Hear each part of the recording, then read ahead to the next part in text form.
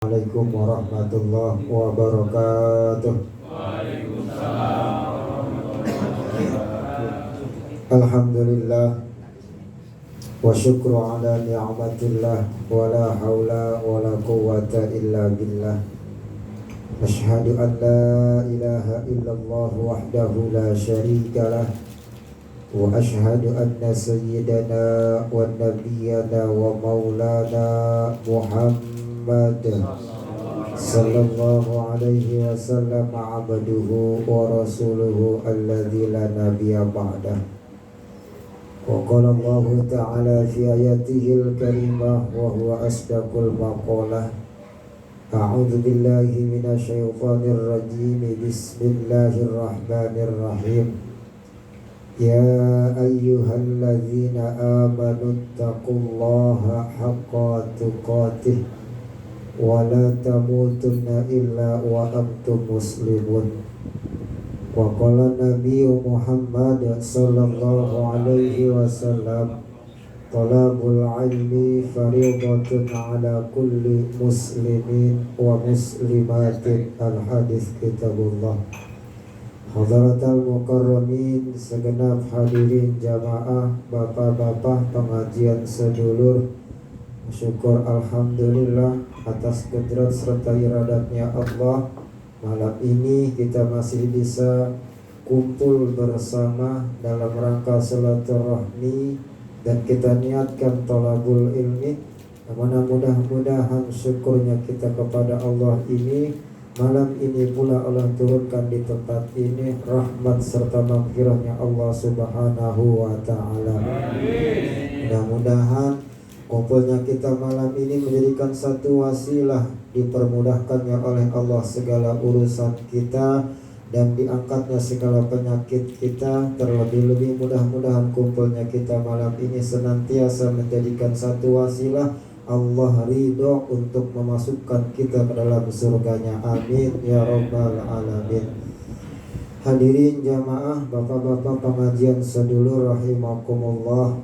Sebelum acara muzakarah taklim kita mulai, karena kitab yang kita kaji malam ini kitab yang pertama, yaitu kitab Kasyifatus Sajah karangan Syekh Muhammad Imam Nawawi Al-Jawi Al-Tanarani Al-Bantani, yang kemarin kita syukur alhamdulillah sudah bisa ziarah ke kampungnya beliau yang di Tanara. Ini kitabnya yang sekarang kita kaji. Mudah-mudahan kitabnya kita kaji, kemarin silaturahminya sudah kita laksanakan, senantiasa diaku oleh muridnya, oleh beliau. Mudah-mudahan dengan diakunya kita dengan murid beliau senantiasa diaku pula di akhiratnya kelak nanti barang-barang ke dalam surganya Allah subhanahu wa ta'ala. Amin ya rabbal alamin. Yang mau beli silahkan, kitabnya murah, nggak usah ngejual motor kecek. Apalagi sambil ngegedein mobil mah murah Mas Teguh, cuma 17.000 doang kok dapat kitabnya.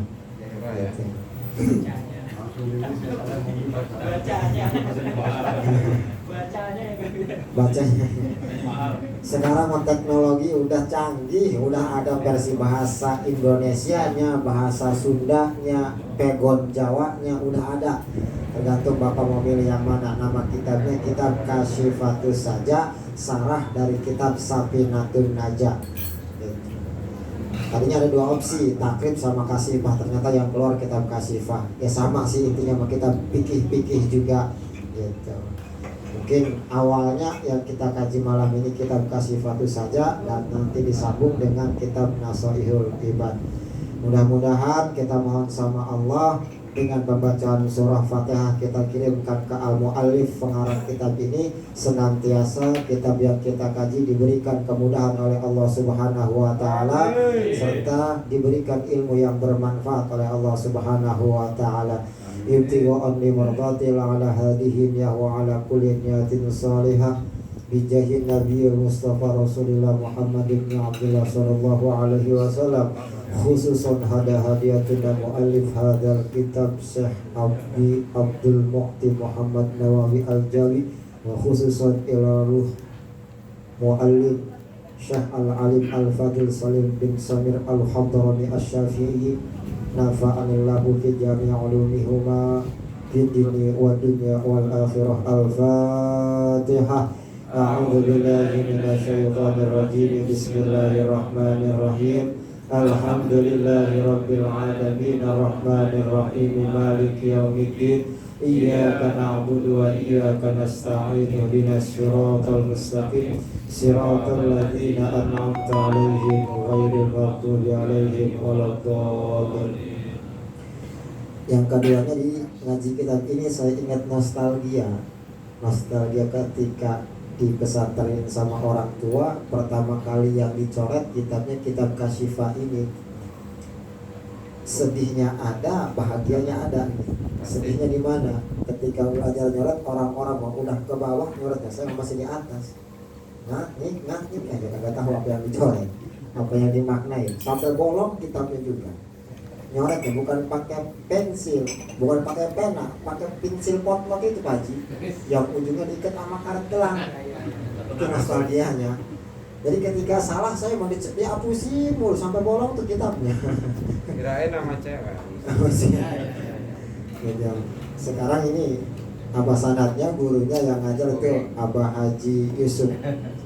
Mudah-mudahan kita doakan beliau selalu senantiasa diberikan kesehatan, diberikan keberkahan oleh Allah Subhanahu wa taala. Itu sanadnya dari Abah Haji Yusuf gitu. Bismillahirrahmanirrahim. Wa qala al-muallif rahimallahu ta'ala wa nafa'ana fi jami'i ulumihi amin ya Allah ya rabbal alamin. Wa qala rabbi shrah li sadri wa yassir li amri wahlul 'uqdatam min lisani yafqahu qawli. Allahumma aftah lana bima 'allamtana hikmataka wansur 'alaina rahmataka ya dzal jalali wal ikram. Allahumma inni as'aluka bihaqqi ayati syarifah antulhimani wa antulhima jamaah pengajian sedulur ilmallahul laduni ya Allah ya fatahu ya alim. Bismillahirrahmanirrahim. Alhamdulillahilladzi wafaqa man sya'a min ibadihi li adai afdalit ta'ati. Diawali dengan membaca Bismillahirrahmanirrahim dan membaca Alhamdulillah. Ajengan musannif mengawali karangan kitabnya bertasyakur kepada Allah. Salah satu yang disyukurin di sini alladzi wafaqa man sya'a min ibadihi, yaitu dat Allah yang telah memberikan pertolongannya man sya'a kepada orang yang dikehendaki oleh Allah Subhanahu. Siapa orang tersebut? Min ibadihi, dari sekian banyaknya hamba Allah. Allah kersa, Allah kawasa, Allah mampu kepada siapa pertolongan ini Allah berikan. Dan untuk apa pertolongan ini Allah berikan? Kata ajengan li adai afdhalil ta'ati, pertolongan tersebut untuk dipergunakan menjalankan segala keutamaan taat kepada Allah Subhanahu. Salah satu bentuknya ya sekarang kita bisa duduk di tempat ini dari kediamannya masing-masing. Kalau bukan atas pertolongan Allah, apalagi yang sakit, yang sehat tiba-tiba sakit, bahkan tiba-tiba mendengar berita hoax, katanya kagak ngaji. Lagi libur. Dari Jakarta Utara datang, alhamdulillah, meskipun setahun sekali. Karena pertolongan Allah. Saya datang ke sini bapak-bapak juga bukan karena kita yang kuat, tapi Allah Subhanahu wa taala yang hebat, yang telah memberikan pertolongannya kepada hambanya dan dipilih. Makanya syukur kita, alhamdulillah bisa melaksanakan taatnya tersebut atas dasar bukan karena kita kuat, adanya pertolongan Allah Subhanahu. Karena tidak sedikit dari saudara-saudara kita yang tadinya sehat, ketika mendengar panggilan taat mah mendadak sakit. Kita Bahkan ada yang stroke sekarang, Pak Uji. Dengarnya, kita makanya mohon sama Allah, mudah-mudahan kekuatan yang diberikan oleh Allah ini, yakni taufik hidayahnya, senantiasa ditetapkan oleh Allah Subhanahu. Sedangkan di sini kalimatnya mansya'a, yang dipilih doang sama Allah. Berarti syukur kita mah alhamdulillah. Malam ini dipilih oleh Allah, diselamatkan oleh Allah, diberikan taufik hidayah oleh Allah, bisa berangkat dari tempat masing-masing dengan niat silaturahmi dan tolabul. Mudah-mudahan kalau dipilih makan sekarang atau ntar dicari sama Allah. Mau dikemanain tuh dipilihnya? Ya mudah-mudahan langkah kakinya kita, ayunan tangannya kita, duduknya kita, tikernya sama kotak-kotak apa sih nanti? Sama youtubernya segala dicari, nanti dimasukkan ke dalam surganya Allah Subhanahu wa ta'ala. Aminnya mau kencang. Aneh saya juga, aminnya mau ke surganya mah, tapi kadang-kadang ya itu ngaji libur gitu. masih di perjalanan. Gitu ya. Ya, mohon ya dalam setiap doanya itu salah satu tasakurnya ajengan musannif, diberikan kemampuan oleh Allah, diberikan kekuatan untuk melaksanakan taat kepada Allah Subhanahu wa ta'ala. Terus ini nih, baru mulai pagi, tenang aja. Belum panas mesinnya juga saya. Yang kedua, bentuk syukurnya tersebut wa iktisabi akmalis sa'adati, yang mana mudah-mudahan kekuatan pertolongan Allah yang Allah berikan tersebut atas dasar sababiahnya kita melaksanakan taat. Wa iktisabi akmalis sa'adat, ini merupakan bentuk kasabnya kita, usahanya kita untuk mendapatkan kebahagiaan yang paling sempurna di sisi Allah Subhanahu. Ujungnya kan ke situ. Kalau udah taatnya kita kerjakan, nanti bentuk tasyakurnya ini mudah-mudahan diberikan kesempurnaan kebahagiaan. Di mana adanya sempurnanya bahagia? Nanti di yaumil kiamah, dalam dimasukkan ke surganya Allah Subhanahu. Tuh, bahagia yang sempurna. Benar nggak Pak De? Istri satu sempurna apa nggak bahagianya? Sempurna. Boleh. Sempurna mah rokok. Istri dua sempurna apa belum tuh bahagianya? Sampai istri empat pun belum sempurna, bahagianya kagak. Yang sempurna Boro-boro dua atuh gak ada. yang sempurna mah cuma satu doang.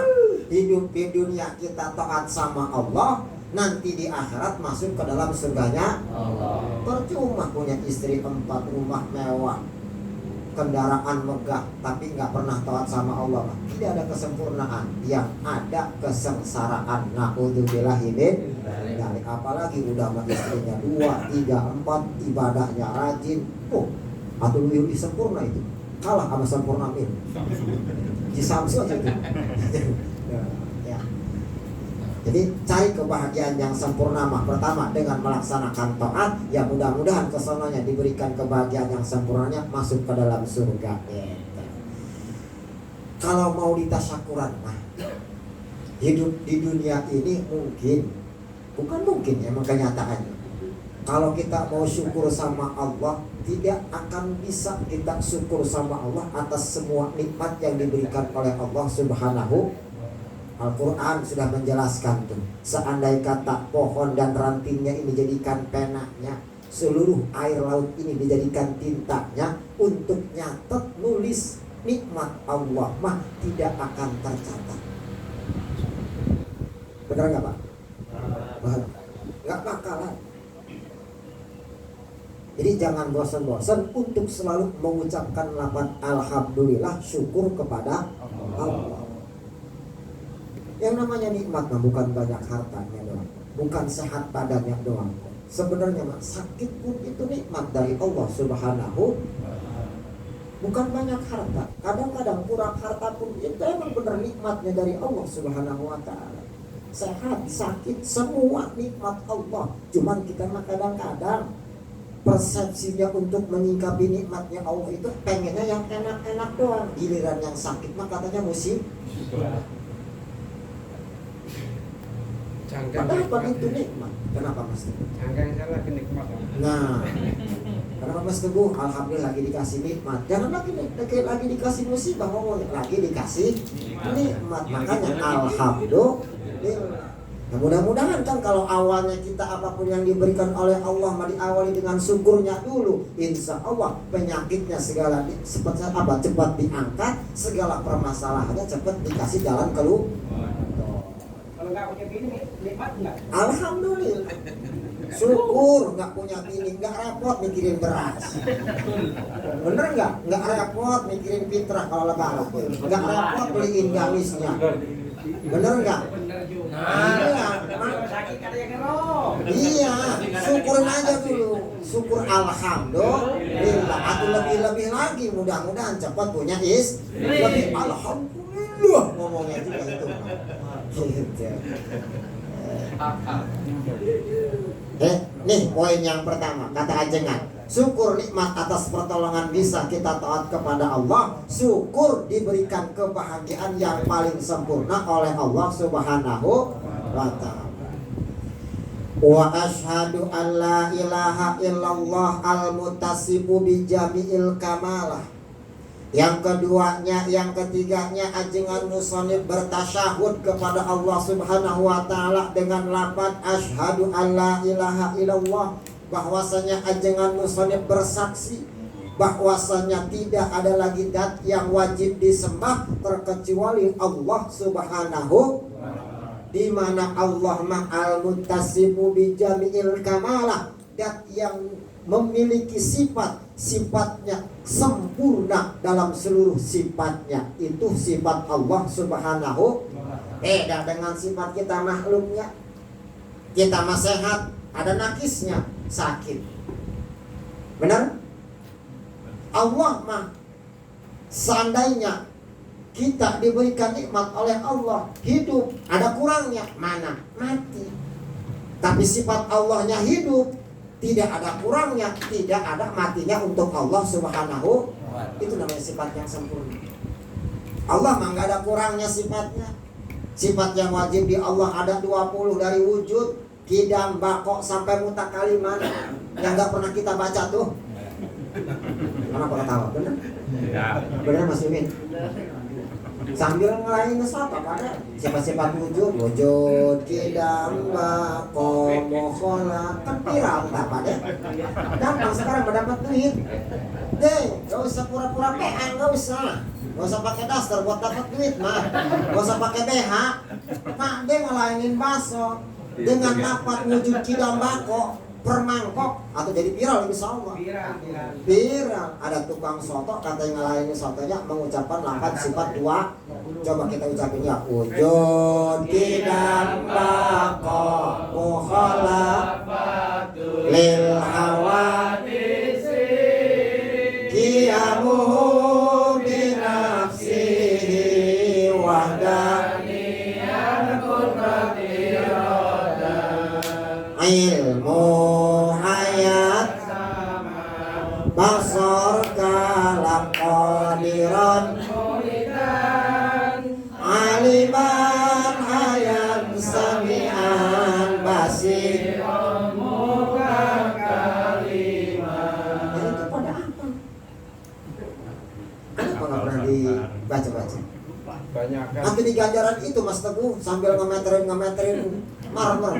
Tuh tidak bako. Jangan yang macam-macam. Selisih 5 cm. Bisa saking khususnya.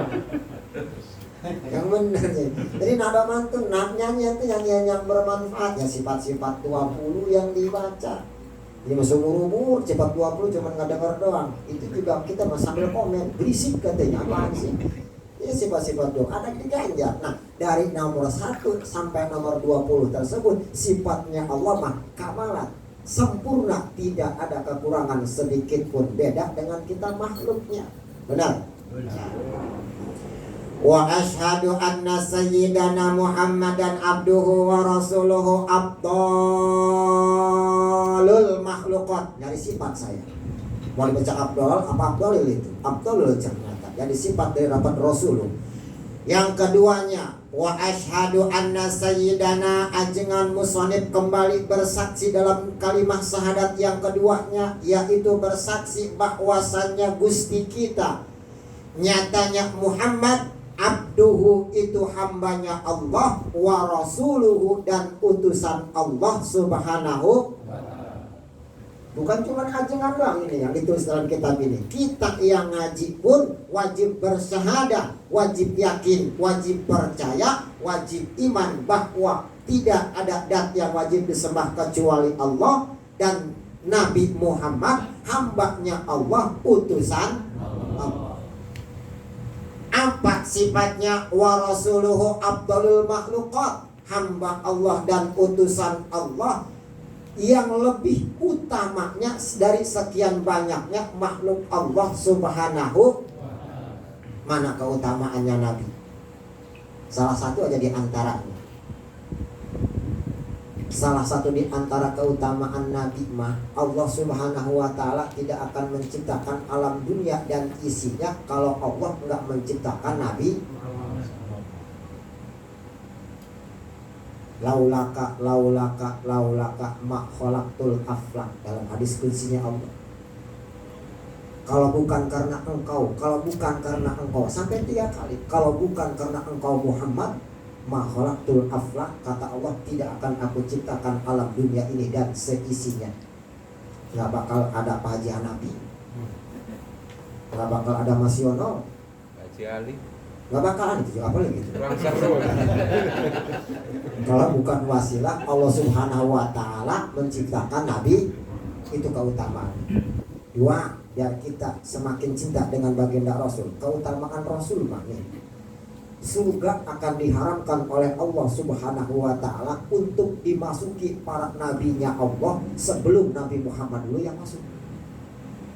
Adam gak bakal bisa masuk, Idris, Nuh, Hud, Soleh, sampai Nabi Isa gak bakal bisa masuk surga sebelum Nabi Muhammad yang dulu pertama kali masuk ke dalam 2. Surga pun kembali diharamkan oleh Allah subhanahu wa ta'ala untuk dimasuki oleh umat yang lain sebelum umat Nabi Muhammad masuk pertama kali ke dalam surga. Kita umat siapa ini? Karena umatnya nih. Berapa kali Mas Bin baca sholawat? Kalau ada belajar doang cepat lebur, Allahumma sholli ala Muhammad, ambil lari sampai bilang kagak kena. Padahal jarang hujan ya. Kita mah paling banter pas ngeliat dompet gak ada isinya doang, pernah gak? Ngecek ATM gak ada saldonya doang, Allahumma sholli ala Muhammad. Kosong lagi ATM. Masih bagus tinggal baca sholawat, belum kata asu doang.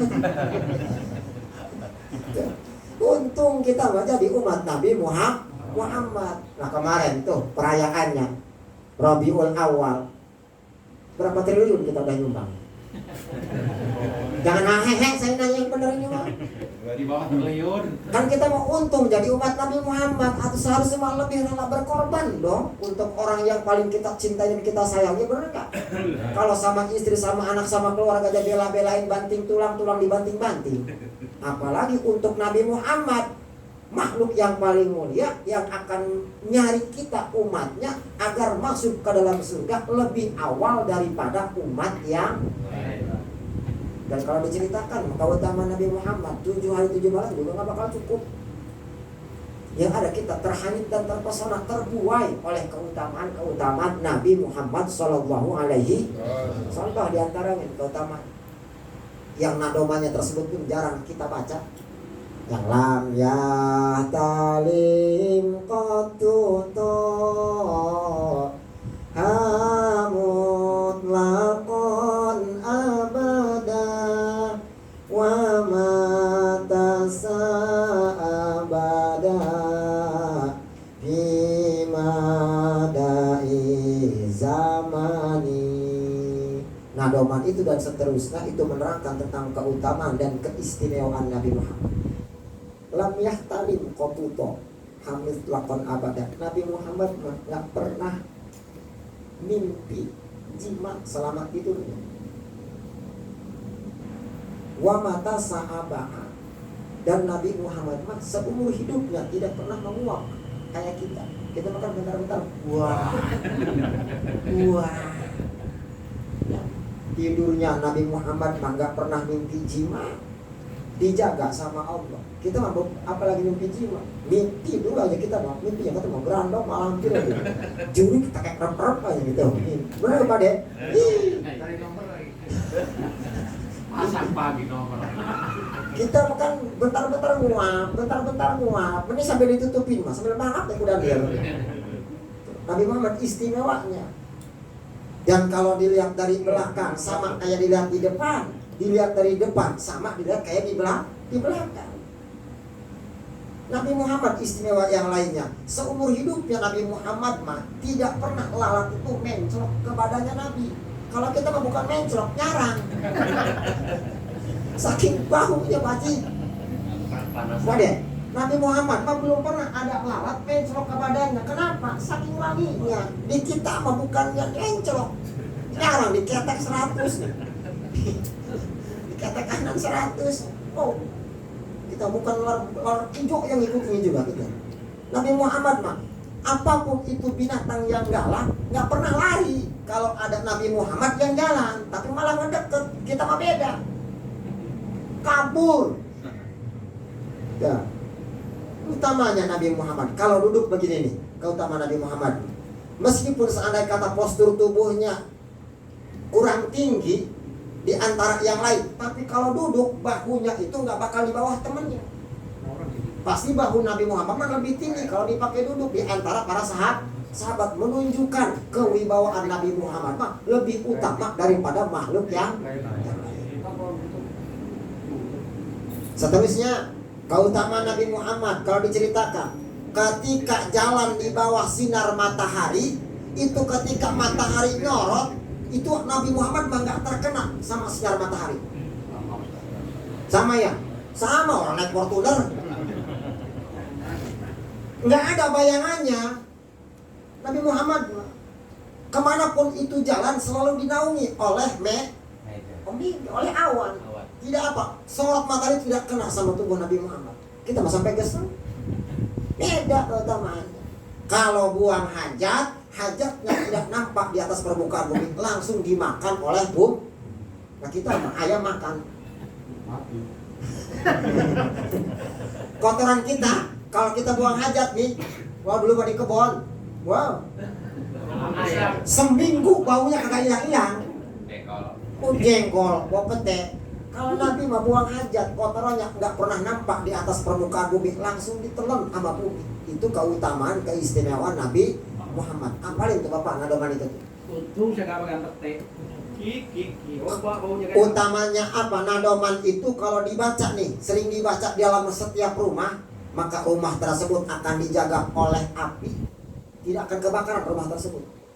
Yang keduanya, di mana rumah tersebut dibacakan nadoman lam yahtalin tadi sampai selesai, kurang lebih 6 bait kalau nggak salah.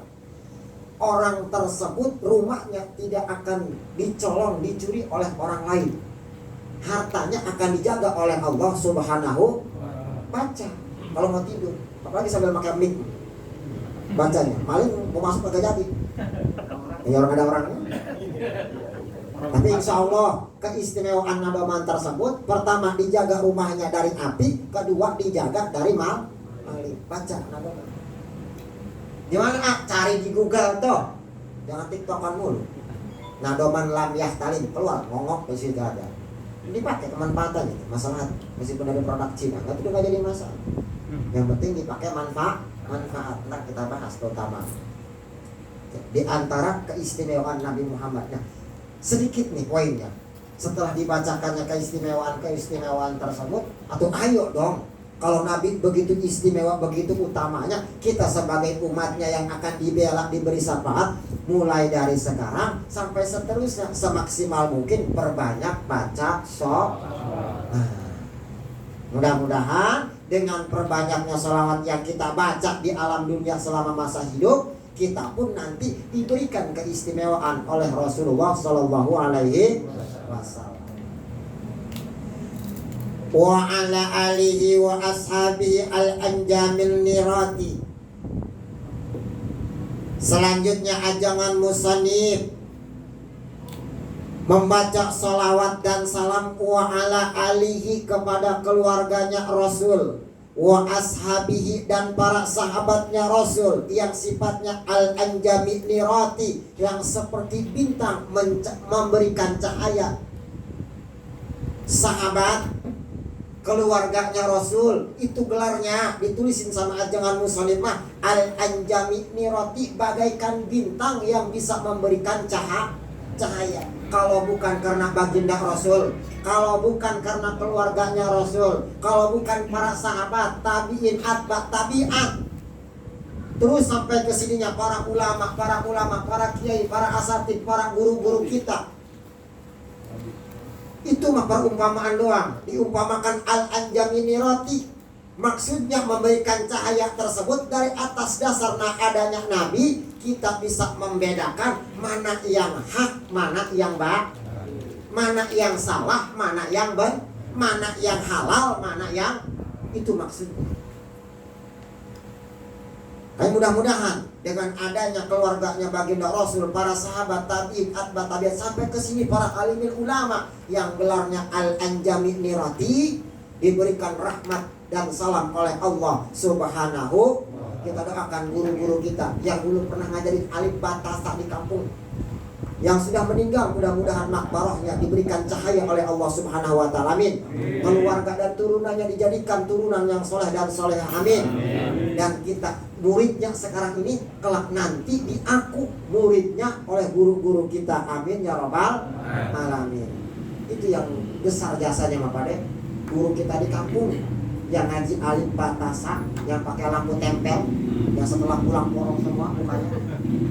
Bener gak? Nah, gitu.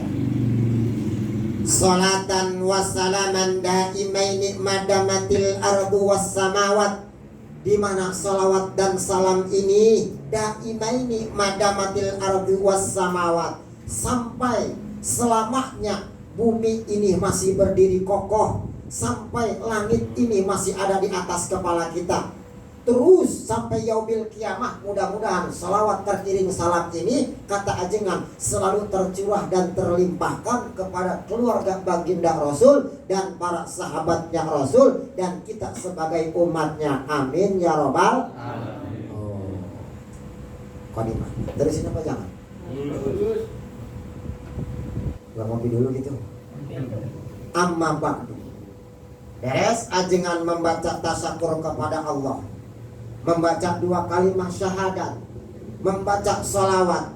Amma ba'du, kata ajengan, fayaqulu al-abdul fakiru al-muqtaru li rahmati rabbih al-alim al-khabir. Kata ajengan, fayaqulu al-abdul fakir, berucaplah siapa hamba yang sifatnya fakir lil muqtar. Fakir di sini maksudnya seorang hamba. Syekh Imam Nawawi nulisin dalam kitabnya, mengaku hamba Allah yang butuh dengan adanya rahmat Allah Subhanahu, sekelas walinya Allah yang bisa ngarang kitab, yang sudah makrifat kepada Allah, tetap masih berharap dengan adanya rahmat Allah Subhanahu. Kita pun jangan putus asa untuk selalu memohon dan meminta diturunkan rahmat kasih sayangnya Allah. Jangan putus asa, karena putus asa merupakan salah satu dosa yang besar kepada Allah Subhanahu wa ta'ala. Jangan bentar-bentar bentar-bentar bentar-bentar ngeluh putus asa dengan adanya rahmat Allah Subhanahu wa ta'ala. Likasratil taksiri wal masawi. Kenapa ajengan musonib nulisin hamba yang aku butuh dengan adanya rahmat Allah? Karena Syekh Imam Nawawi ngaku hambanya Allah yang banyak kelakuan dan tingkahnya yang terkadang meskipun wali ngaku tawadu sama Allah, masih banyak kesalahan yang sering kita perbuat kepada Allah Subhanahu.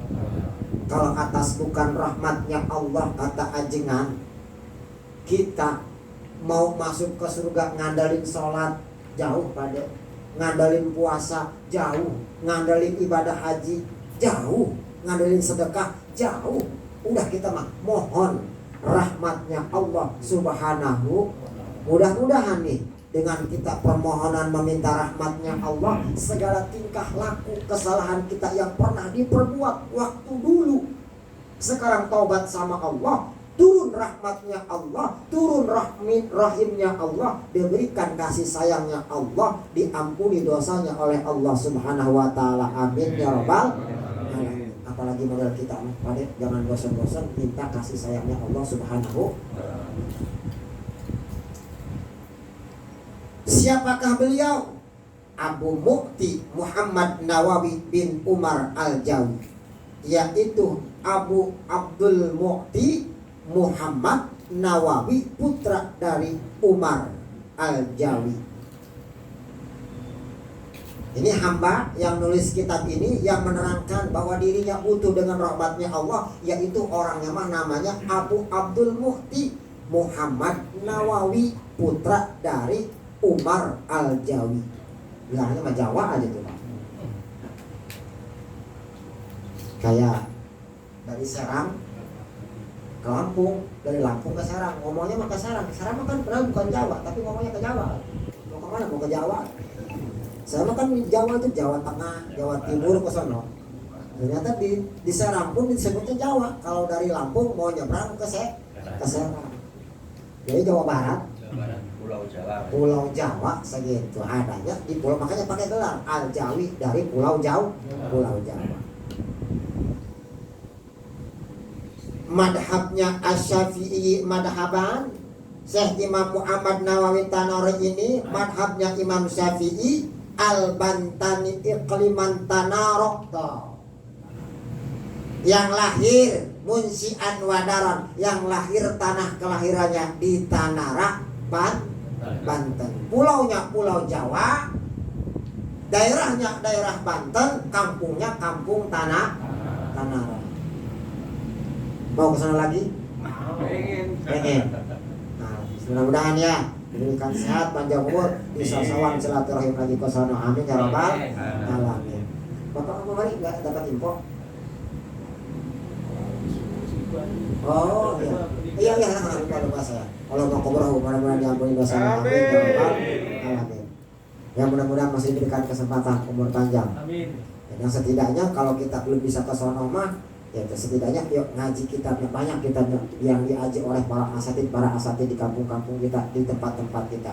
Yang tenar dan populer itu ada 99 kitab beliau yang sering dikaji di kalangan para pesantren.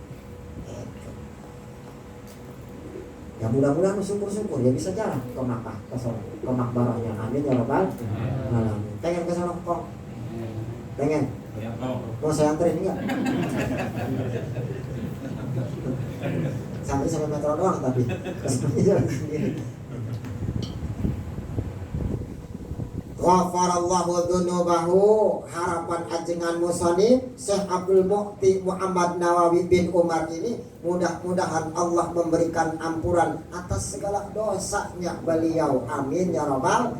Tuh sekelas wali Allah masih minta ampunan atas dosa, apalagi kita. Minimal habis sholat membaca istighfar tuh barang-barang 3 kali. Beres istighfar sampai Allahumma anta salam wa minka salam tuh innallaha ghafurur. Terusin ya baca istighfar 100 deh, jangan buru-buru pulang. Astagfirullahaladzim. Karena kita ya harapannya itu diampuni dosa. Nggak tahu kita ibadah kita nggak ada atau terima atau enggaknya. Yang jelas kita mah hamba yang banyak udah banyakin istighfarnya saja.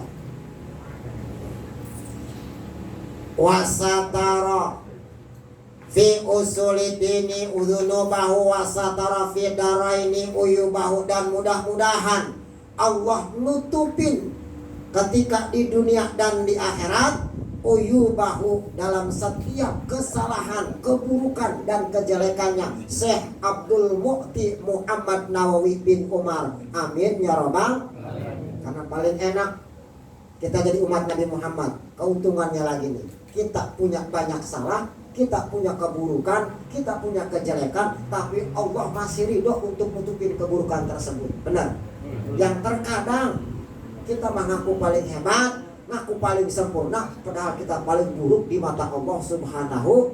Di dunia kita pun sama, mudah-mudahan aib ini ditutup sama Allah, di akhirat pun tidak dibuka oleh Allah Subhanahu. Sedangkan kalau di dunia mah pada masih mending, aib kita misalkan dibuka sama orang, paling banyak mungkin satu kampung doang yang tahu. Kalau di akhirat mah seluruh makhluk diumumin. Pengumuman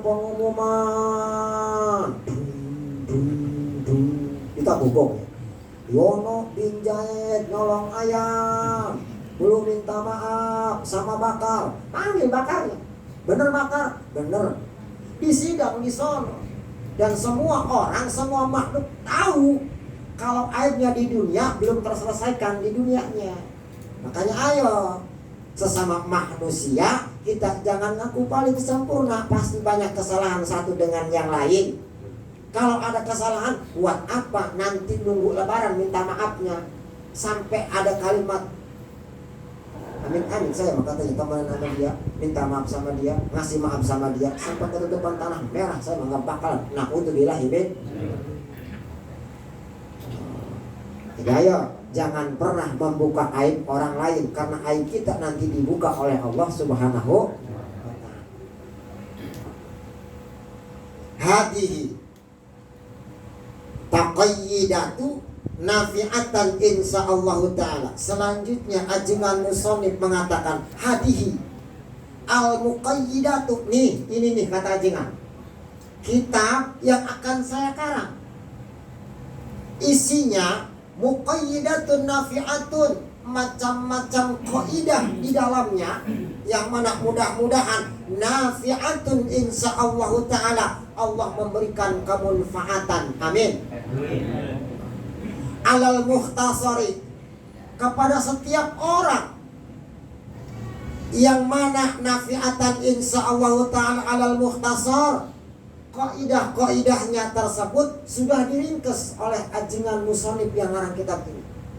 Nggak begitu banyak kalimat-kalimatnya, nggak begitu banyak kata-katanya, diringkas semaksimal mungkin agar para santri yang ngaji kitab ini nggak kesusahan untuk membacanya, nggak susah untuk memahaminya. Macam-macam kaidah yang tertulis dalam kitab ini. Al-mulaqabi bisafinatin najah, yang terkadang gelarnya kitab ini mah sering dipanggil oleh orang dengan kalimat Safinatun Najah. Lakob-lakob itu panggilan populernya Pak De. Kalau Pak De, nama aslinya siapa mohon maaf? Sumaryo. Bapak Sumaryo. Nama lakob ya Pak De Soto. Bener nggak? Wah, Pak Ustadz kenalin semua ini. Contoh, nah ini katanya mah kitab Kasifah, tapi sering disebut Safinatun Najah. Kong punya gelar nggak? Punya. Kong Arsan, nama aslinya Arsan, mohon maaf, Bapak Arsan, nama lakomnya siapa di sini? Laki-laki mah udah berat, laki-laki orang fisik begini, masa pemuda. Siapa yang punya gelar lakom? Kong J. Itu Uje itu dari mana itu? Nama aslinya siapa? Sapri bukan? Tuh, lakob nama gelar, nama populer. Udin, nama panggilannya Uje, nah itu lakobnya. Gitu. Iya. Dilakobin dengan bahasa kitab Safinatun Najah yang isinya fi usulidini. Isinya yaitu macam-macam akan menerangkan tentang pokok-pokok agama. Mana pokok agama? Contoh, kaidah tentang wudu, tentang bab sholat, bab puasa, bab zakat, bab haji, itu namanya pokok agama. Pokok agama. Wal fikhi, selain macam-macam pokok agama, wal fikhi, dan macam-macam tentang menerangkan isinya ilmu fikih. Punya siapa? Li Syekh Al-Alim Al-Fadil As-Salim bin Samir Al-Hadrami, yaitu kitab Safinatun Najah ini karangan Syekh Al-Alim Al-Fadil Salim bin Samir Al-Hadrami. Nih, ini yang di pinggir ini namanya karangan Syekh Imam Samir Al-Hadrami. Yang tengah ini karangan Syekh Imam Nawawi. Jadi ini matanya diterjemahkan lagi oleh beliau. Jadikanlah sarah, namanya sarah Kasifatu Sajak. Matannya mah matan Safina. Kalau matan itu pinggirnya, kalau sarah itu tengah. Yang kita kaji tengahnya insya Allah. Kalau pinggirnya doang masa dulu juga udah hantar. Ntar kita sopikan lagi aja. Udah enak, adek. Katanya sopikan lagi aja kok katanya. Masa kemarin katanya hantaman. Tapi nggak apa-apa sih minggu depan kalau ada. Ya. Waktu masa nutup sop 3 pembukaan bolu. Waktu kagak kena Pak Haji. Jangan pura-pura kagak dengar.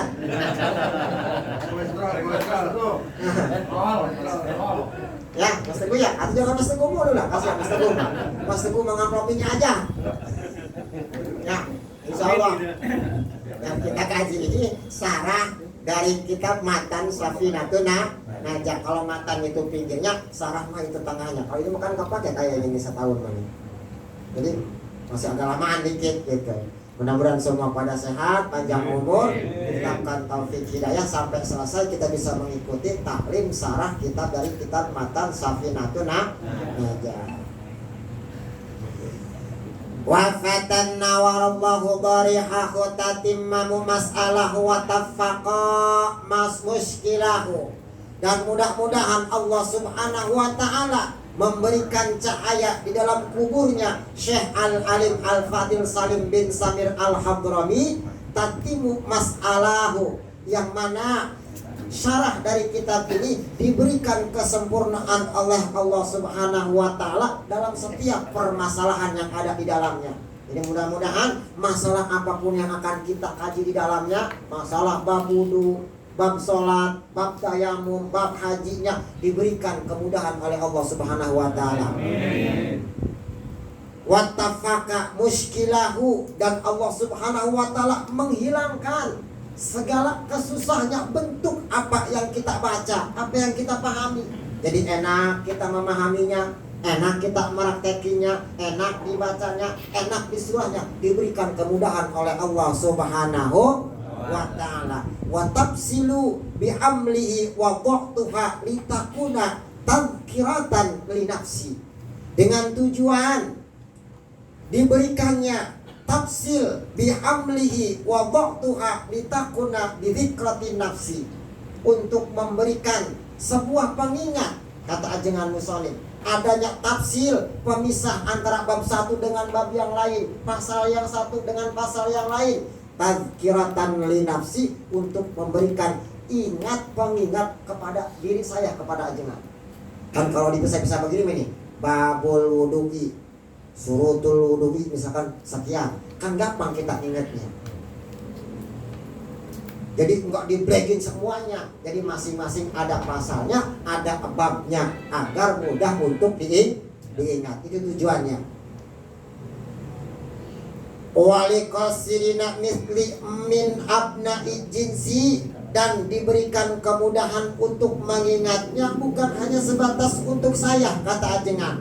Mudah-mudahan kemudahan diberikan ingatannya tersebut kepada siapapun yang membaca kitab ini, yang mendengarkan kitab ini, yang memahami kitab ini, kata ajengan musannif. Mitli min abna'i jinsi, wabil khususnya untuk anak-anak saya, kata ajengan, yang satu jenis. Ya mudah-mudahan kita diaku anaknya nih Bapak. Kalau seorang anak dengan seorang bapak kira-kira tega apa kagak tuh seorang bapak dan anaknya terlantar? Enggak ya, mudah-mudahan kita diaku anak, diaku santrinya, amin ya robbal alamin. Wasamaituha. Nah, intinya wasamaituha kasyifatas saja. Ajengan musonif memberikan nama kitab ini dengan nama kitab Kasyifatu saja. Semua pasti punya nama ya. Ada manfaatnya. Jangan bilang apa sih arti sebuah nama. Justru nama itu paling berarti untuk kehidupan kita. Makanya kasih nama anak yang benar. Jangan Januari lahir dinamain Jenui.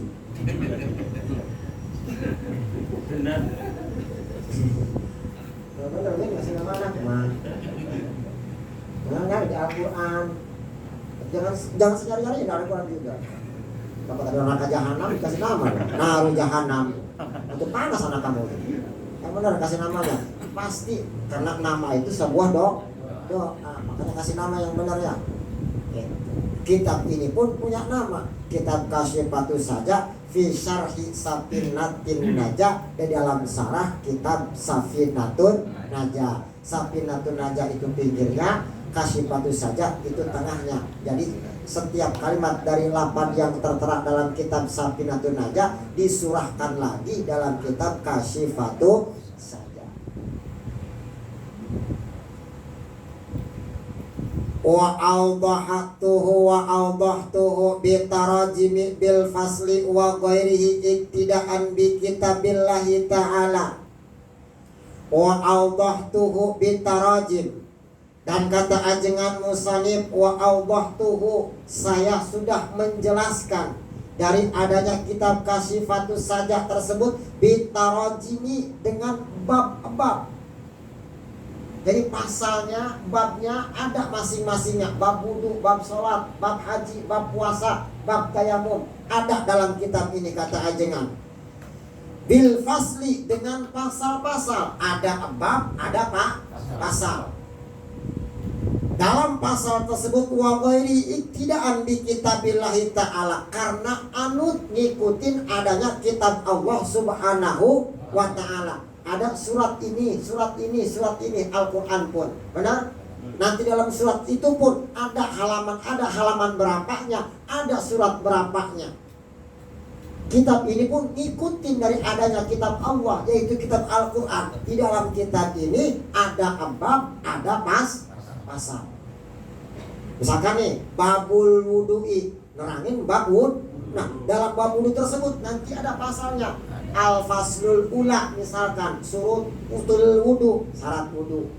Pasal yang kedua nerangin batal wudu. Pasal yang ketiga nerangin fardunya wudu. Jadi kalau abab mah kumpulan dari adanya pasal. Sebuah pintu bab mah untuk masuk.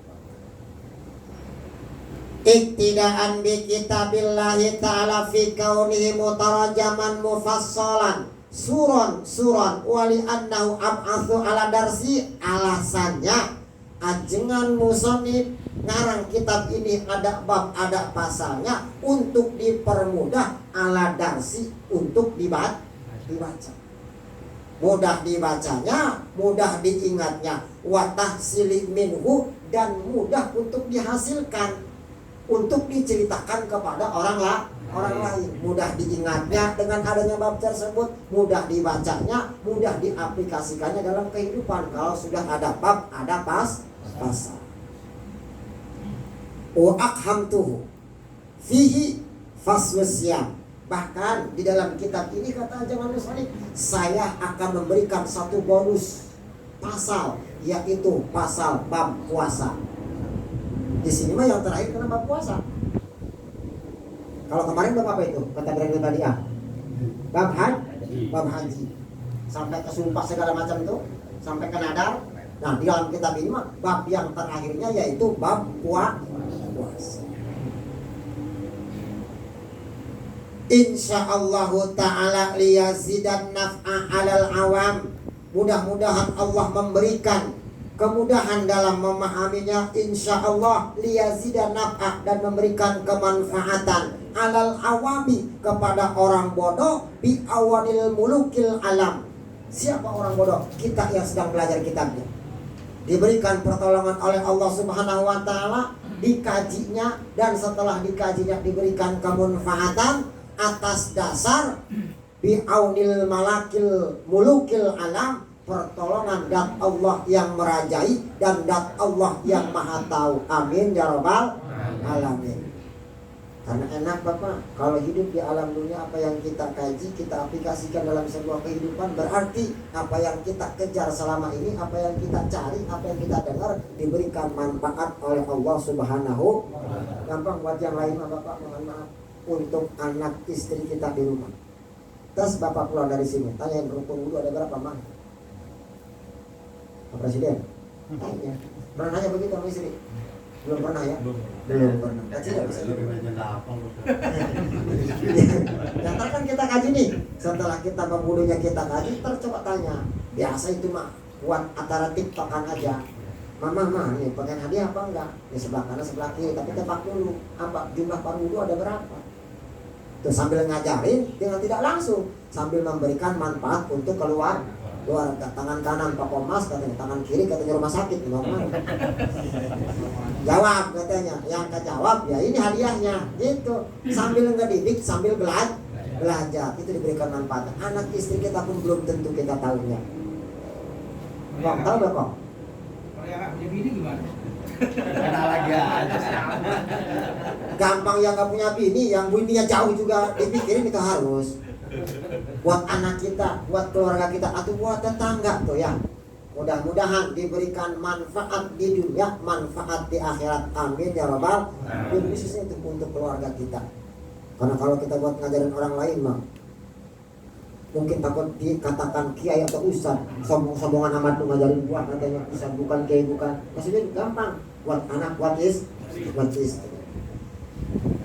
Setelah memohon pertolongan sama Allah, wa ja'altuhu kaisatal matani fi syarhi bil masyabakati litawafuki suratil far'i suratal asli fa inna syarta murafaqati muwafiqatin nas'aluhu subhanahu tabaraka wa ta'ala. Ajengan musannif menjadikan kitab ini memohon kepada Allah untuk diberikan kemudahan dalam setiap matan yang ada di dalam syarahnya tersebut dengan adanya pertolongan Allah Subhanahu atas dasar kesempurnaannya kitab ini dan diberikan kemudahan oleh Allah dari berbagai macam sebabnya fi ibtidahi wa iktitamihi, ketika dimulai pembacaan kitab ini sampai entar khatamnya pun terus diberikan kemudahan oleh Allah Subhanahu wa ta'ala. Karena benar tuh, pertama juga kan mohon itu. Kalau bukan karena pertolongan Allah, kita nggak bisa nyampe sini. Dan sampai ngaji kitab ini pun, mudah-mudahan kita mohon pertolongan Allah, diberikan kemudahan untuk memahaminya dari awal sampai akhir. Nas'aluhu subhanahu tabaraka wa ta'ala yantafi'u minha bimas'alati fayaudu naf'uha alayya fi qabri. Dengan harapan Allah subhanahu wa ta'ala memberikan keberkahannya. Setelah Allah memberikan keberkahan, ayu aniha ala ikmaliha, memberikan kemanfaatan. Dan di mana kemanfaatannya tersebut, ajengan musannif berharap ketika di alam kubur kelak nanti, kata ajengan nasihin, kemanfaatan tersebut terus mengalir ke alam kuburnya menjadikan amal jari. Ini ilmu yang bermanfaat. Kitabnya kita kaji, mu'alifnya sudah wafat, mudah-mudahan terus ganjarannya ke dalam kuburnya mu'alif. Amin ya rabbal alamin. Li hadisin, karena ada satu hadis tabarukan yang terakhir doang. Saya ngejar ini doang. Idza mata ibnu Adam in qata'a amalu, menerangkan kata Rasul, idza mata ibnu Adam, ketika anak Adam meninggal, wafat, mati, is dead, konjer, apalagi itu? Qaid.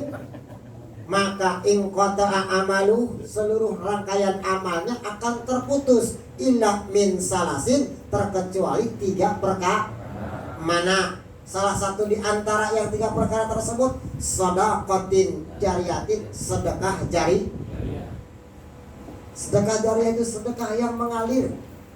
Ada masjid lagi dibangun, sumbang. Semennya tah, pasirnya tah, catnya tah. Ketika dipakai sarana ibadah tersebut, selama masih ada dan dipakai ibadah mah terus akan menjadi amal jariah, sedekah jariah. Selain sedekah jariah, au ilmin yuntafi'u bihi, atau ilmu yang dipakai di alat manfaat. Yaitu anak istri kita, ntar kita kasih tahu apa yang kita pelajari dalam hal ini. Mudah-mudahan sampai seterusnya akan diajarkan mah bisa menjadi ilmu yang bermanfaat. awaladin solihin yad'ulah, atau punya anak yang soleh yang mendoakan kepada orang tua. Kira-kira 3 perkara ini udah punya apa belum Pak De? Sedekah jariah punya? Udah punya. Pak. Punya ini mah ya? Sekarang 2 perak 3 insya Allah ada ya. Mudah-mudahan diterima oleh Allah amal jariah kita. Ilmu yang bermanfaat, ya ini mudah-mudahan jadi ladang ilmu yang bermanfaat untuk kita. Apa manfaatnya? Bukan cuma saya doang, Mas Yumin yang bermanfaat. Kemarin kan sudah saya bahas. Saya pegang mic, ada YouTube di situ, ngecaprak sendiri orang PA. Ya ini manfaatnya saya adanya bapak-bapak yang datang ke sini. Bapak-bapak juga manfaat untuk saya. Kalau bukan karena bapak-bapak datang ke sini juga saya manfaat untuk siapa? Aja sama tembok saya. Jadi saling bermanfaatnya, hasilnya nanti pun bisa bermanfaat. Khairun nas anfa'uhum lin. Sebaik-baiknya manusia yang bisa bermanfaat untuk orang lain. Kalau nggak bisa bermanfaat kita sedekah.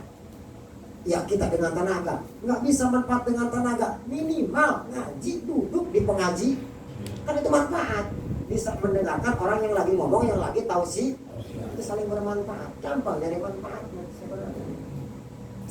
Ilmu yang bermanfaat, dan mudah-mudahan yang terakhir putra putri kita mohon sama Allah melalui karomah para aulia Allah, bil khusus wasilah kitab yang kita kaji ini kita mohon kepada Syekh Imam Nawawi At-Tanarani Al-Jawiyah, turunan kita pun diberikan turunan yang soleh dan solehah, amin ya rabbal alamin.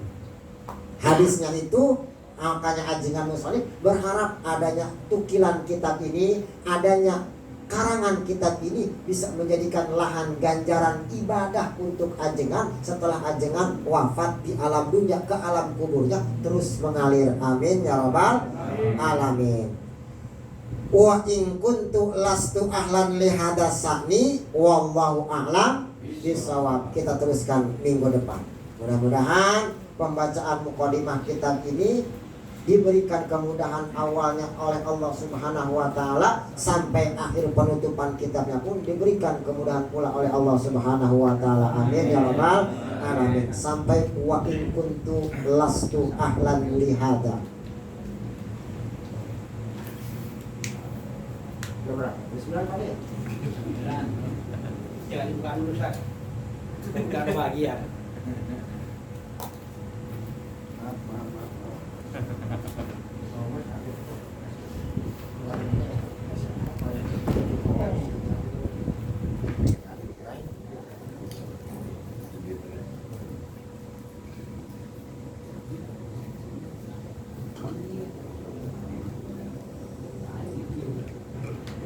Bismillahirrahmanirrahim. Wa qala al-muallif rahimallahu ta'ala wa nafa'ana fi jami'i ulumihi, amin ya Allah ya rabbal alamin. Wa qala rabbi shrah li sadri wa yassir li amri wa hlul 'uqdatam min lisani yafqahu qawli. Allahumma aftah lana bima 'allamtana hikmataka wa ansur 'alaina rahmataka ya dzal jalali wal ikram. Bismillahirrahmanirrahim. Wal maqalatu al khamisatu wa thalathuna, maqalah atau ucapan yang nomor 35 datang dari An Hamid Al-Luqafi, yaitu Imam Hamid Al-Luqafi rahimahullahu annahu atahu rajulun. Mudah-mudahan rahmatnya Allah selalu tercurah kepada Imam Hamid Al-Luqafi. Annahu sesungguhnya Imam Hamid Al-Luqafi atahu rajulun faqala lahu ausini.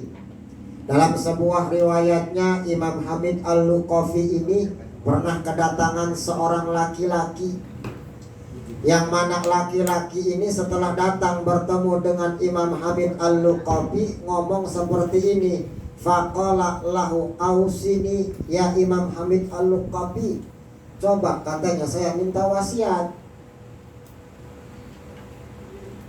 Pernah Bapak ke rumah ustaz, ke rumah kiai, ke rumah ulama datang-datang minta wasiat? Pernah? Pak Kiai tolong dong kasih saya wasiat ini. Bapak bukan kan? Ya Allah katanya. Usaha katanya kurang maju-maju di Pak Kiai, bisa katanya minta wapak katanya. Orang bantar Bapak minta wapak paling minta syariat ya. Minta wasiat, Pak Kiai mau usah datang. Minta wasiat ini seorang laki-laki datang ke Imam Habib Al-Luqafi, di mana wasiat tersebut bima yanfa'uni fidini, wasiatnya yang bisa bermanfaat di dalam agama. Tuh. Faqala, setelah diminta wasiat Imam Habib Al-Luqafi, ij'al lidinika khilafan kagilafil mushabi, atau jadikan agama kamu tuh seperti peti kagilafil mushabi, yang kagak bedanya kayak petinya mushab. Jadi kalau kamu, kata Imam Al-Luqafi, minta wasiat sama saya tentang agama yang bisa bermanfaat untuk agama kamu, atau gampang nih, jadikan agama itu sebuah kotak, sebuah peti yang dicontohkan petinya peti mushab, di mana ketika mushab sudah dimasukin ke dalam peti, insya Allah akan terjaga dan terlindungi, nggak bakal kotor kena debu. Nah, jadikan tuh agama yang kamu anut, kalau kamu ngaku muslim, agamanya Islam, jadikan agama tersebut tuh seperti peti yang bisa melindungi tubuh kamu. Paham nggak? Jadi jadikan agama itu. Nah, kan agama kan ngatur. Maksudnya begini, dalam agama tuh ada yang halal, ada yang haram. Kalau kata agama haram, jangan dikerjakan atau tinggal. Itu namanya yang bikin selamat tuh pada. Jangan sebaliknya. Yang haram atau dihajar kita mah, yang halal ditinggal. Jadi itu mah agama bukan menjadikan sebuah peti, bahkan agama yang menjadikan hancurnya hidup kita di dunia dan di akhir. Itu maksudnya tuh. Jadikan agama sebuah peti itu agama yang bisa melindungi kita. Tapi kila lahu magila fudin, seorang laki-laki tersebut belum paham. Disuruh dijadikan agama tersebut sebuah peti oleh Imam Habib Al-Luqafi. Nanya lagi, magila fudin, Imam Habib Al-Luqafi, terus apa petinya agama? Qala lahu gila fudin tarkul kalam ila malabuda minhu. Petinya agama mah yang bisa nyelamatin kamu satu, tinggalkan banyak omong. Ila malabuda minhu, terkecuali omongan ucapan tersebut bisa bermanfaat untuk orang lain. Mana tafsirannya? Wa huwa malayasulu al maksudu min umuri dunia, kecuali kamu diperbolehkan ngomong, berbicara kepada orang lain. Kalau kamu nggak ngomong, maksud dan tujuan kamu nanti ketika nyari dunia atau nggak hasil. Kalau kagak ngomong, silakan ngomong.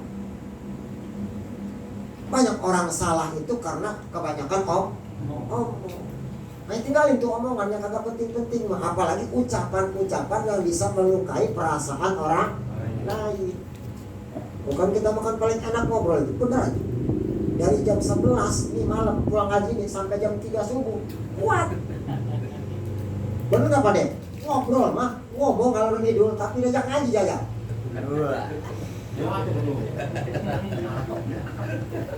Ngap aja. Berarti kayak ikan wader di portas. Tinggalin omongan yang kagak ada manfaatnya mah jangan diucapkan, apalagi kita ngobrolin keburukan aib orang. Nah, selamat orang yang kalau kagak banyak ngomong. Nah, satu dengan yang lain, temen yang tadinya bestie jadi berantem gara-gara omongan. Pamit.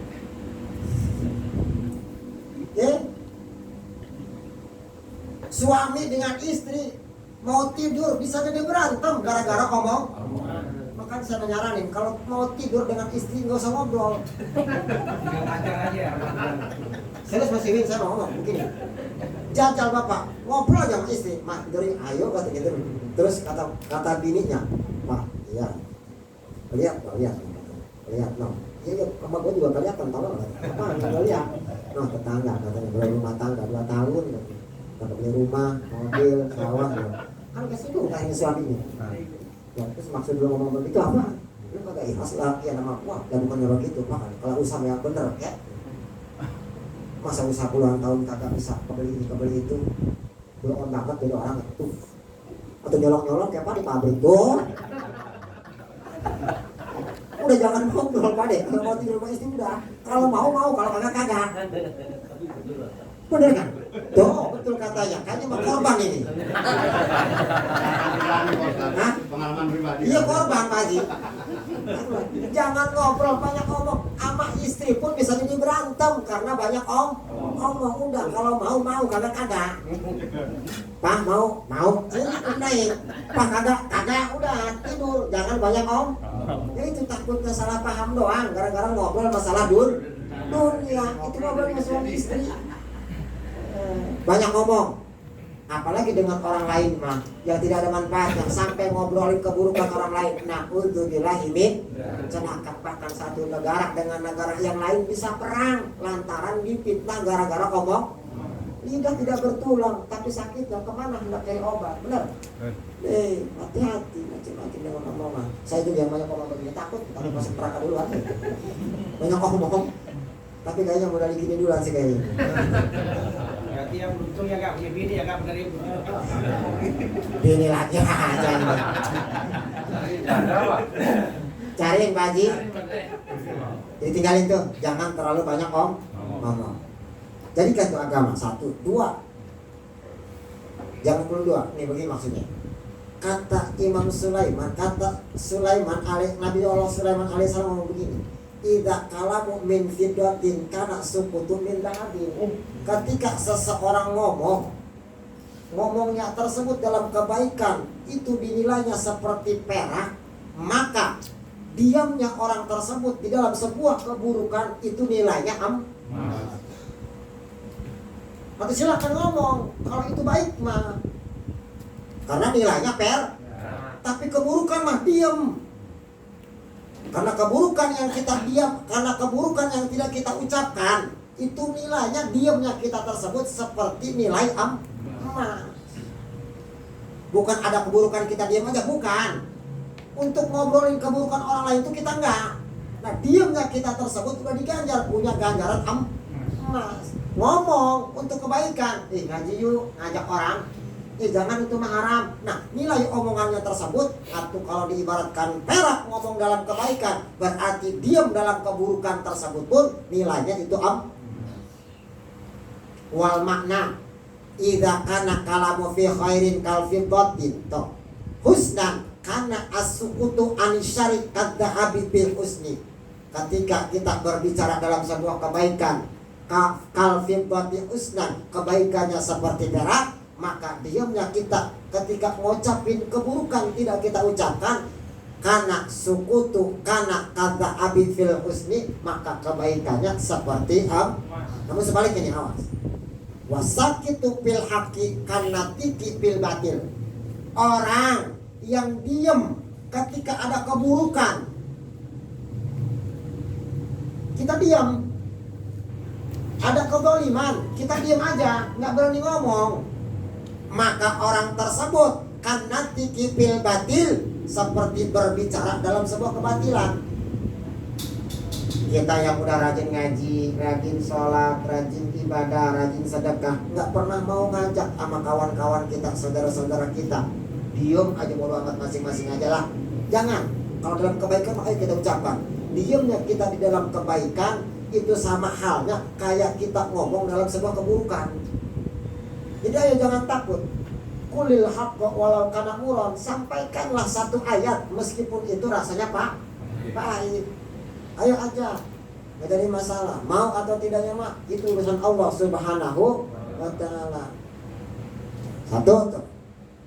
Jika ingin selamat, diwasiatkan sama Imam Al-Luqafi, jadikan agama seperti peti itu. Yang pertama, tinggalkan banyak dua, watar kudulia, tinggalkan perkara dunia, ila malabuda minhu, terkecuali barang yang harus kita ambil tersebut, dunia yang ambil kita tersebut memenuhi syarat kebutuhan kehidupan kita. Tinggalkan dunia, ila malabuda minhu, terkecuali dunia dengan sesuai kebutuhan kita.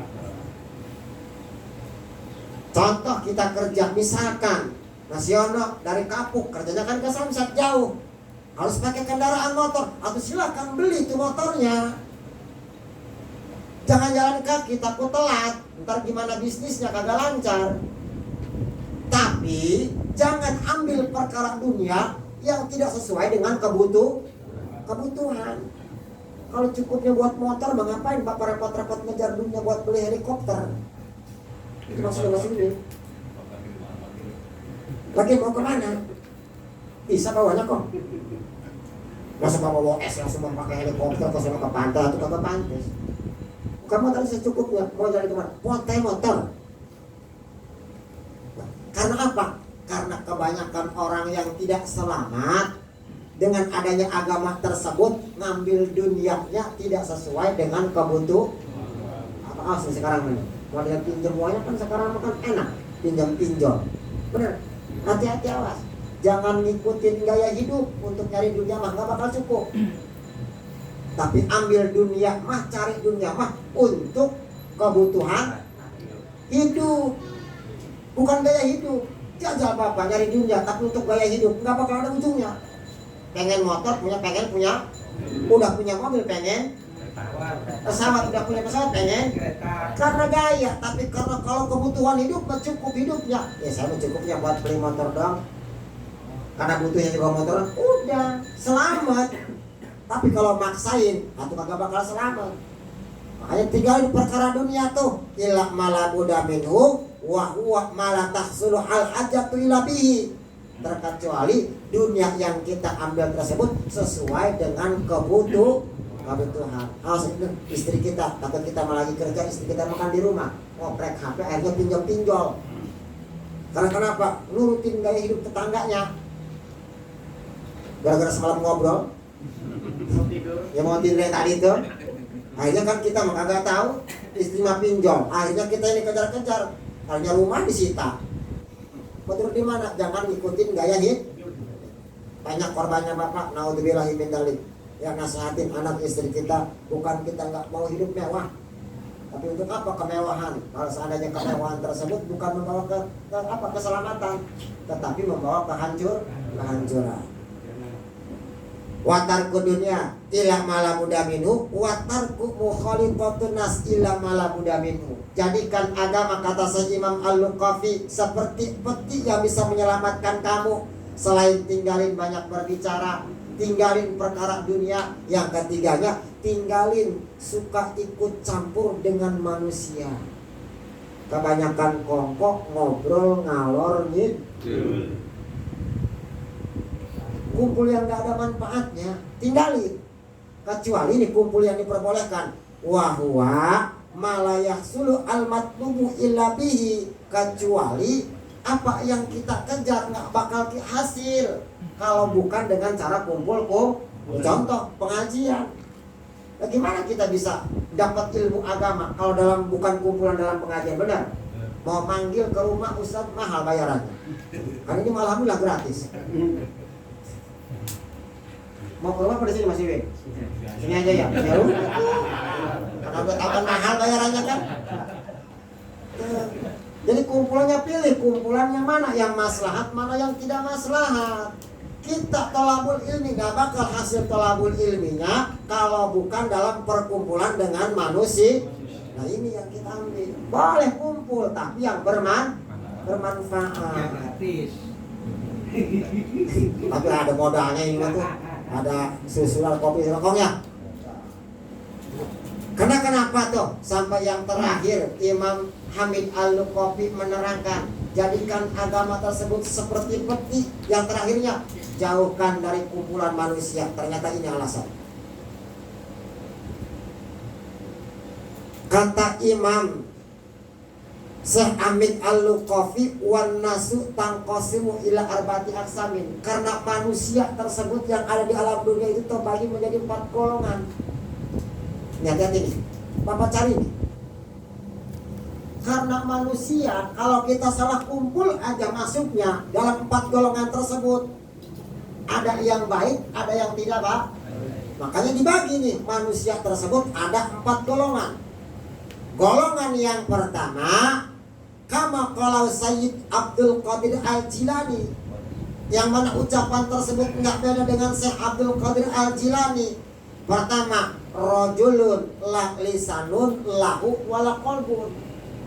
Ada laki-laki, asalkan aneh apa ya, di atas meneranginya manusia, kok poin pertama laki-laki. Yang namanya manusia apa? Jenisnya laki-laki, perempuan, manusia kan? Tapi kenapa yang disebut laki-laki? Karena laki-laki mah lebih kuat daripada perempuan.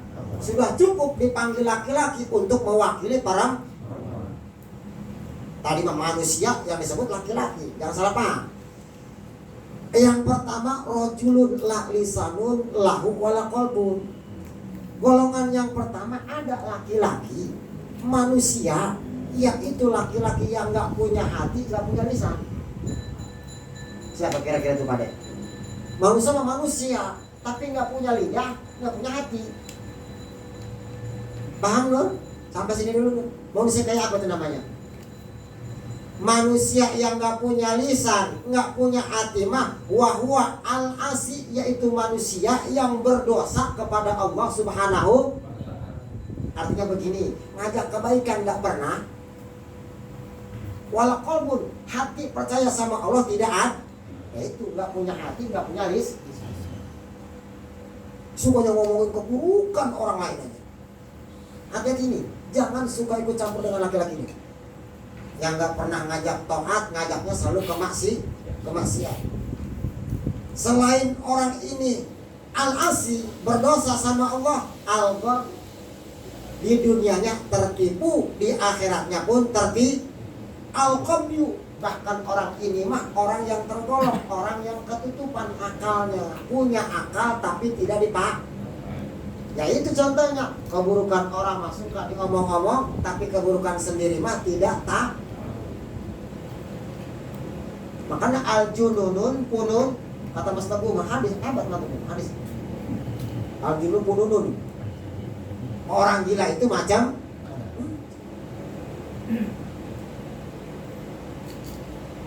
fahdar antakuna minhum. Diingetin nih sama si Abdul Qadir. Jauhilah, takutilah kalian untuk dekat dan gabung dengan orang tersebut.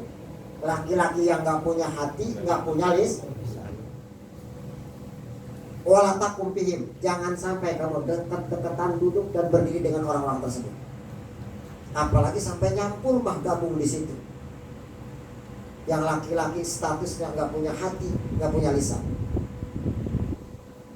Fa'innahum ahlul adab, karena orang tersebut mah ahli disiksa oleh Allah Subhanahu.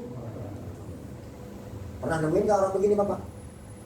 Banyak, jangan pernah diam aja. Orang kebanyakan manusianya begini kok, gak punya hati, gak punya lidah. Pernah gak Pak Dek? Ya. Kesini lagi begitu ngobrolnya. Pakai lagi ke posono, lagi ngomongin begitu. Benar gak? Belum. Kebanyakan begitu Pak Dek. Kawan-kawan kita mah, teman-teman besti kita mah kebanyakan orang-orangnya nggak punya hati, nggak punya bisa. Makanya ntar hati-hati.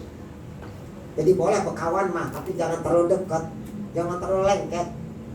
Santai-santai saja. Boleh sama siapapun itu. Cuman dipilih mana yang baik, mana yang buruk. Jauhin. Yang kedua, warajulun lahu lisanun bila qalbin. Ada laki-laki golongan yang nomor kedua mah punya lisan tapi nggak punya hati. Siapa dia? Punya lisan tapi nggak punya hati. Fayuntiku bil hikmati wala ya'malu biha. Wow, kalau ngomong haram, jangan dikerjakan, tapi dia nyelonong duluan. Hadis bisa, Quran apal, pokoknya ahli ibadah aja. Bisa nyuruh orang untuk maksiat, jangan. Untuk taat, ayo laksanakan. Tapi orang yang tersebut tidak melaksana. Pernah nemuin yang begini Bapak? Jangan-jangan saya ini nggak percaya amat sama saya. Hindari nih. Yang nomor kedua, seorang laki-laki yang gelarnya punya lisan tapi tidak punya hak. bisa ngajak untuk kebaikan, tapi orang tersebut tidak bisa melaksanakan kebaikan. Bagus apa buruk tuh Pak? Hah? Tamrin apa jangan yang begitu tuh? Dibetil. Fayantiqu bil hikmati wa la ya'malu biha yad'un nasa ila Allah ta'ala wa yafiru minhu. Sama ini juga Bapak. Ternyata fam'ad minhu, jauhi. Meskipun orang tersebut benar, suka ngajak dengan kebaikan, suka ngajak dekat dengan Allah, tapi kalau orangnya mah jauh sama Allah, nggak bisa menjalankan apa yang diperintahkan kepada orang lain, itu pun jangan dikawanin, jangan ditemenin, tinggalin. Bisa ngomong doang, tapi nggak bisa ngelaksana. Jarkonik bisa ngajar, orang bisa ngalah. Bisa saya juga tuh ngomong jarkonik, bisa ngajar, orang bisa ngelakoni. Ngomong sendirinya mah tinggalin yang begitu. Warajulun lahu lisanun bila qalbin fab'ad minhu li alla yuhaffifuka biladidin lisanihi fataharakuka narun ma'asihi. Yang dikhawatirkan, kenapa kita harus dihindari laki-laki tersebut? Golongan yang kedua, meskipun bagus ucapannya, takut nanti kita terbuai dengan ucapan orang tersebut, dan orang tersebut punya dosa sama Allah, entar disiksa, kitanya ke bawah lantaran punya kawan yang seperti itu. Maksud kawannya gimana? Entar kitanya pun karena gurunya seperti itu, lah kitanya pun entar seperti itu. Bisa ngajarin tapi nggak bisa ngelaksana. Awas. Nah nanti karena gurunya pun disiksa, kita pun sebagai muridnya disiksa. Mudah-mudahan kita meminta taufik hidayah, bisa buat berbaik, bisa apa bang, nyuruh kebaikan untuk orang lain, kitanya pun nggak segan melaksanakan kebaikan tersebut. Kalau bisa nyuruh sedekah dong, sendirinya mah kagak. Tuh, awas, hati-hati. Sholat dong, berjamaah dong, jangan telat dong. Sininya bolor aja. Hati-hati, awas. Jauhin orang-orang tersebut. Wa yaqtulu kanatnu qalbihi wa rajulun lahu qalbun bila lisanin. Ini mah sebaliknya. Yang ketiga, golongan laki-laki tersebut punya hati tapi nggak punya lisan. Yang pertama, nggak punya lisan, nggak punya hati. Yang kedua, punya lisan, nggak punya. Yang ketiga, punya hati, nggak punya lisan. Siapa? Wa huwa mu'minun satarahullahu ta'ala an khalqihi, yaitu seorang mukmin yang beriman kepada Allah, yang aibnya ditutupin oleh Allah Subhanahu wa ta'ala dari makhluknya Allah Subhanahu. Mukmin punya hati tapi nggak punya lisan, aibnya ditutup oleh Allah Subhanahu wa ta'ala dari makhluknya. Wa basarahu bi uyubi nafsihi wa nawara qalbahu arafahu ghawaila al mukhalitatun nas, dan Allah melihat keburukannya tersebut dengan cahaya yang ada di dalam hatinya. Ya kita orangnya ini apa deh? Kadang-kadang kita mengaku iman sama Allah, tapi masih dirinya dengan kemaksiatan. Ibadahnya ibadah jariah, tapi maksiatnya nggak pernah ditinggalin. STMJ, sholat terus maksiat. Ya ini punya hati tapi nggak punya lidah. Selalu berbuat taat kepada Allah, tapi maksiatnya nggak pernah ditinggalin. Nah,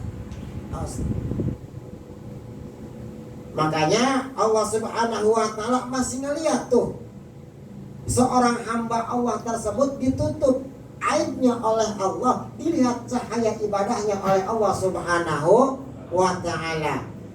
Wa mukhalifatuhu wa khidmatuhu fayuhibbukallahu ta'ala, maka datanglah rasa cinta Allah Subhanahu wa ta'ala. Mudah-mudahan ya kita yang selalu berusaha untuk ibadah taat kepada Allah, perintahnya kita laksanakan, maksiatnya yang belum bisa kita tinggalin nih, Allah ampuni segala kesalahan kita, Allah tutup kesalahan kita tersebut, dan Allah memberikan rasa cintanya di dunia sampai ke akhirat. Amin ya rabbal alamin. Dikitnya jangan bosan-bosan baca istighfar.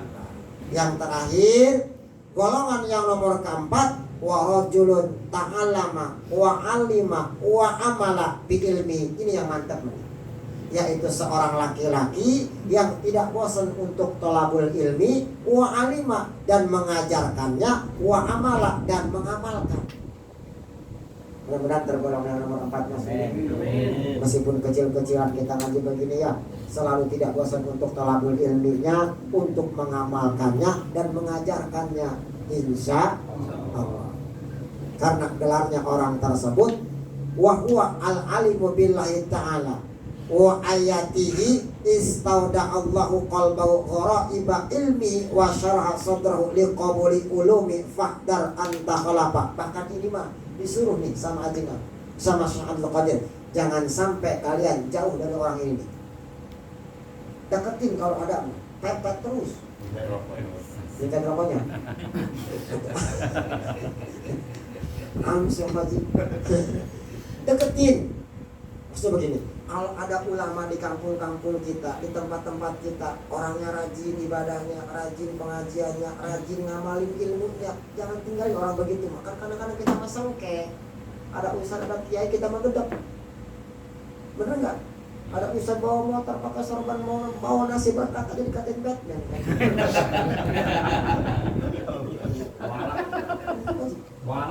Seenggaknya kalau kita belum pernah bisa sedekah tiap hari ke rumah para ulama, ke rumah para guru-guru kita, setidaknya atau kalau ada ustaz dan ulama kita akan digedakin sama kita menyumbang kata sedekah kita, tetap aja yang ada. Kalau bapak ngegedakin ustaz, apa yang digedakin? Coba, saya pengen aja coba, buka hati nurani bapak. Kadang-kadang ada kan, kita mah nggak setuju katanya sama ustaz itu. Pokoknya gua mah kagak setuju aja kalau imamnya dia. Ditanya kan sama kawannya, lo kenapa nggak setuju? Pokoknya gua kagak setuju. Oh, ya udah kalau besok mau begitu mah, kalau begitu besok yang imam lu aja. Ya apalagi gua nggak pernah. Loh, diimamin sama ustaz ini kagak setuju, suruh imamin kagak becus. Semuanya kayak gimana? Ya jangan sampai nih ada ulama yang begini nih, ulama yang terus mengajarkan ilmunya, yang ngajak kebaikan, yang ngamalin ilmunya, yang terus thalabul ilmi, kita jauhi. Ayo kita deketin. Setidaknya kita belajar dari beliau untuk masalah belajar agar di dunia kita selamat, di akhirat kita selamat. Jangan sampai kata Syekh Abdul Qadir, untuk kita jauh bahkan watruk ruju'a ila nasihati. Ayo kita kembali kepada nasihat para ulama, guru-guru kita. Karena para ulama, para guru kita tersebut itu warisan para nabi yang tujuannya mah membawa kita sebagai masyarakat untuk taat kepada Allah Subhanahu. Misinya itu doang kok, bukan untuk misi memperkaya diri. Kalau ada ustaz misinya memperkaya diri sendiri, atau kamu nih Pak? Sangkut ustaz begitu, benar saya mah setuju, saya juga karunin pedil kayak. Karena ustaz titipan pewaris para nabi, yang nabinya juga nggak pengen kaya, cuman satu misinya membawa umat yang tadinya salah jadi benar. Adapun kalau mau ngasih banyak terserah itu mah, ya mau ngasih mobil ya silahkan itu mah, padahal saya nggak minta. Misalkan mau ngasih motor pecek ya monggo, mau ngasih marmer 700 meter ya silahkan. Yang penting kagak minta, ya dikasih masih ditolak kong, ya kagak enak kan ya. Yang mau ngasih apa lagi nih, durian montong aku nggak apa-apa. Tapi kalau ada seorang ustaz misinya memperkaya diri sendiri, jangan ikutin, tinggalin. Karena sejatinya para ulama yang diutus ke alam dunia mah misi menyelamatkan umat, pewaris para nabi agar ibadah kepada Allah Subhanahu wa ta'ala. Nih, ini kita nggak bosan-bosan, thalabul ilmi kita bareng-bareng meskipun cuma 1 jam, cuma setengah jam.